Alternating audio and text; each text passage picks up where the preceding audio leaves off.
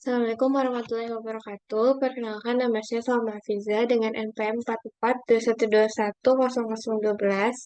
Pada video kali ini, saya akan melanjutkan simulasi transaksi, yaitu dengan pembuatan eh,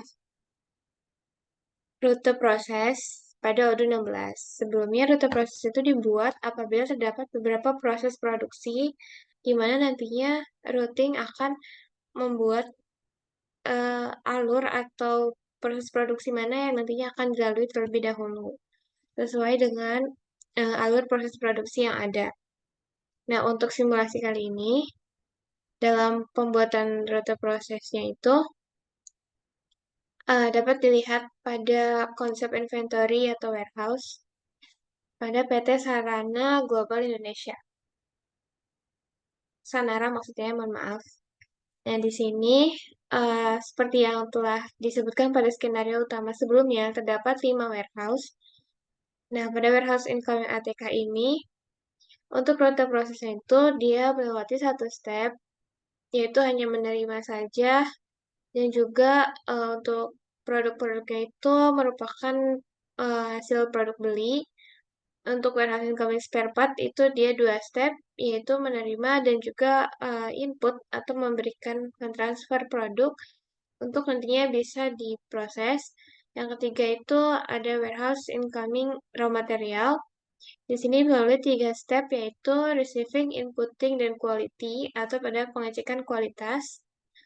Dengan nantinya hasilnya bisa dilanjutkan ke dalam warehouse work in process atau warehouse WIP, di mana pada warehouse WIP ini produknya dibuat secara manufaktur tanpa membeli. Lalu di sini terdapat tiga step, yaitu receiving, inputting, dan juga quality. Dan uh, untuk outputnya juga terdapat tiga step, yaitu pengemasan, habis itu pengiriman, dan juga pengiriman kepada konsumen. Lalu yang warehouse finished good ini, dia hanya satu step, yaitu menerima dan juga uh, mengirimkan atau mendeliver kepada konsumen atau pelanggan. Nah, untuk simulasinya akan saya langsung mulai pada Odoo 16. Nah, di sini saya telah masuk pada akun Odoo 16 bagian inventory. Sebelum itu, kita bisa melihat warehouse yang telah dibuat di bagian configuration warehouse. Nah, di sini telah saya buat sebelumnya, lalu kita bisa lihat lagi di sini untuk incoming ATK sendiri, sesuai dengan skenario, itu dia prosesnya hanya satu step. Lalu dia di sini pilihannya yaitu kita bisa memilih untuk resupply-nya buy to resupply, karena kita tidak manufaktur atau tidak membuat sendiri. Nah, ini bisa di-save.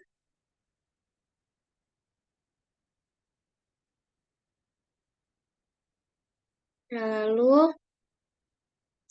selanjutnya untuk bagian incoming spare part, ini uh, melalui dua step, yaitu receive goods in input dan juga stock. Lalu pengirimannya itu hanya atau outputnya itu hanya mendeliver goods directly. Satu step. Nah, di sini kita bisa checklistnya di bagian buy to resupply.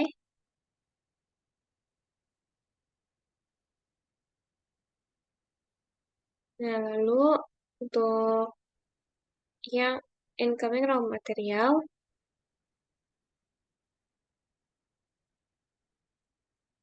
nah di sini incoming raw material itu untuk inputnya sendiri itu dia terdapat tiga step, yaitu menerima, untuk menginput, dan juga pengecekan kualitas, dengan outputnya itu hanya mendeliver.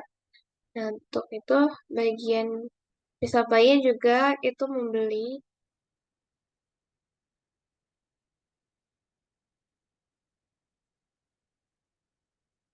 Nah, lalu untuk dua warehouse lainnya, yaitu bagian work in process, itu kita di resupply-nya bisa di checklist ya manufacturer to resupply karena kita membuat sendiri untuk produk mobil tipe tinggi yang akan dihasilkan nanti.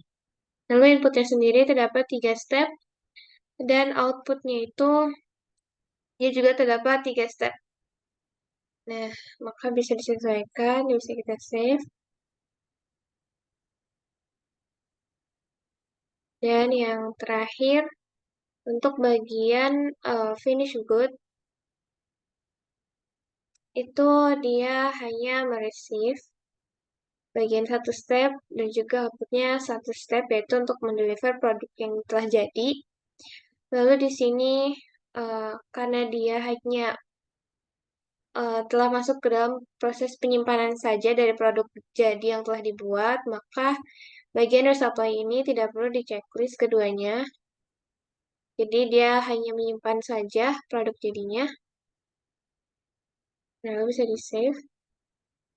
Selanjutnya, kita bisa masuk ke bagian produk untuk melihat produk mobil mainan tipe tinggi, di mana produk mobil mainan tipe tinggi ini merupakan produk jadi yang nantinya akan dihasilkan oleh PT Sanara Global Indonesia.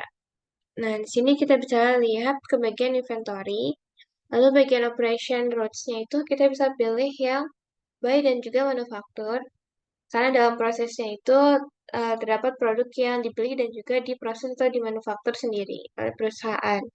Lalu kita bisa lihat diagramnya, dan di sini kita bisa masukkan dari incoming raw materials, work in process, dan juga finished good.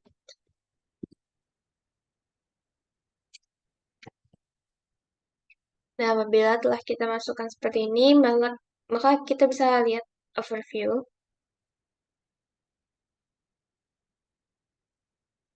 Nah, di sini terlihat roots prosesnya seperti ini. Jadi, sebelumnya tadi kan incoming itu ada ATK dan juga spare part. Tapi karena kedua incoming tersebut uh, masuk ke dalam bagian raw material, maka bisa dihitung saja satu incoming raw materials yang nantinya akan digunakan dalam proses produksi. Di sini terdapat proses penerimaan produk atau barang bahan baku yang digunakan.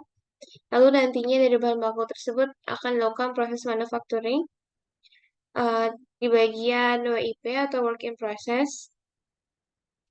Lalu dalam proses manufacturing ini bisa langsung di delivery orders atau bisa menjadi internal transfer yang dapat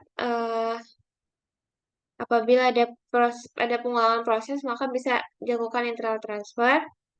Nah, apabila WIP-nya ini telah dilakukan, maka nantinya akan uh, dilanjutkan kepada proses pengiriman atau di sini bisa terlihat uh, delivery orders, internal transfer, dan juga proses pick atau pengambilan atau proses pengemasan.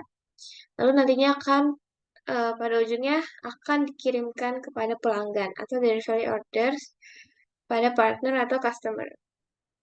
Nah, selain dari ini, kita juga bisa lihat uh, rute prosesnya dari yang telah ditentukan sebelumnya pada warehouse. Settingan warehouse-nya seperti berikut. Nah, ini merupakan bisa dijadikan sebagai acuan dalam alur proses produksi perusahaan. Kurang lebihnya itu yang dapat saya sampaikan. Mohon maaf apabila ada kesalahan. Wassalamualaikum warahmatullahi wabarakatuh.